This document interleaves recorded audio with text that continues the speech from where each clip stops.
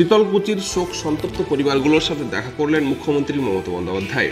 এদিন সকাল সকাল তিনি পৌঁছে যান কোচবিহারের শীতলকুচি গ্রামে। সেখানে গত 10 তারিখ চতুর্থতম ভোটের দিন কেন্দ্রীয় বাহিনীর গুলিতে 5 জন সাধারণ মানুষ মারা যায়।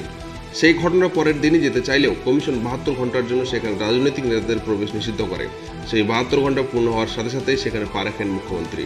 এই ঘটনায় গণতন্ত্রের হত্যা হয়েছে বলে জানান তিনি। ভোটের পরে এদের সম্মানার্থে শহীদ বেদি তৈরি করবেন বলে জানিয়েছেন। আপনারা জানেন আমি পরের দিনই আসতে চেয়েছিলাম, কিন্তু আমাকে 72 ঘন্টা আসতে দেওয়া হয়নি, কারণ এখানে আসার সব ব্যান ছিল। আমি এখনো বলি আপনারা শান্ত থাকুন, কেউ কোনো উত্তেজনায় পা দেবেন না, কোনো প্ররোচনায় পা দেবেন না। যদি সত্যি এদের আত্মার শান্তি কামনা করেন, মনে রাখবেন এটা আমরা কেউ ছেড়ে কথা বলবো না, এবং দোষী ব্যক্তি সে যত বড়ই হোক না কেন তার শাস্তি হবে, এটা আপনাদের কাছে আমি বলতে পারি। এটার জন্য যতদূর যাওয়ার আমরা যাব। এবং যেহেতু ইলেকশন আছে বলা যায় না, আর মৃত্যুর বিকল্প কখনো অর্থ হয় না। মনে রাখবেন পরিবারগুলোকে পশ্চিমবঙ্গ সরকার নিশ্চয়ই কিছু কিছু সাহায্য করেছে, বাদবাকিও যারা পলিটিক্যাল ভায়োলেন্সে মারা গেছে তাদেরও সাহায্য করা হবে। এবং আমি ইলেকশন মিটে গেলে এখনই বলতে পারি না, এই পরিবারগুলো দেখভাল করার জন্য যা যা করা দরকার সেগুলো আমরা নিশ্চয়ই করব। আপনারা নিশ্চিন্তে থাকুন। আমি এটুকু বলে পরিবার সকলকে আমার সমবেদনা জানাচ্ছি, শান্তি রক্ষা করতে আবেদন জানাচ্ছি।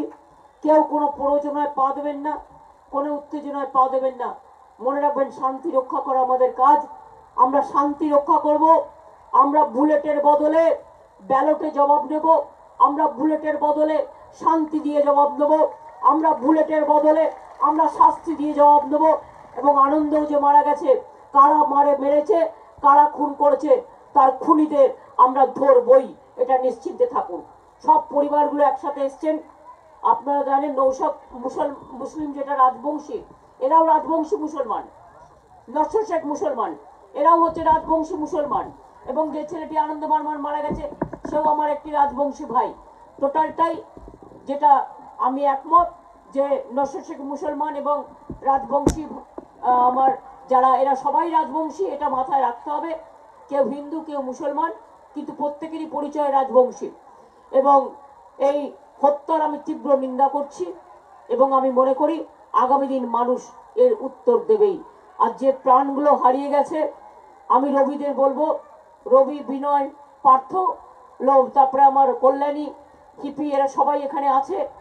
এবং আমার আরো পরিচিত কিছু লোকজন আছে, আমি তাদের সবাইকে বলবো, পল্লব থেকে শুরু করে যারা আমাকে হেল্প করেছেন এ ব্যাপারে, আমি বলবো যে এই ঘটনাটাকে স্মরণ রেখে, এরা তো গণতন্ত্রের বলি, সুতরাং এই ঘটনাকে স্মরণ রেখে 5টা পর আমাদের নিজেদের, আমি বলছি, আমি বললে হয়তো ইলেকশন কমিশন আমাকে আর একটা নোটিশ ধরাবে, তা ধরা, কিন্তু যারা মারা গিয়েছেন তাদের প্রতি তাদের যেন আমরা একটা করে মোমেন্টাম একটা করে স্ট্যাচু বা একটা করে শহীদ বেদি যেন তৈরি করে দিই।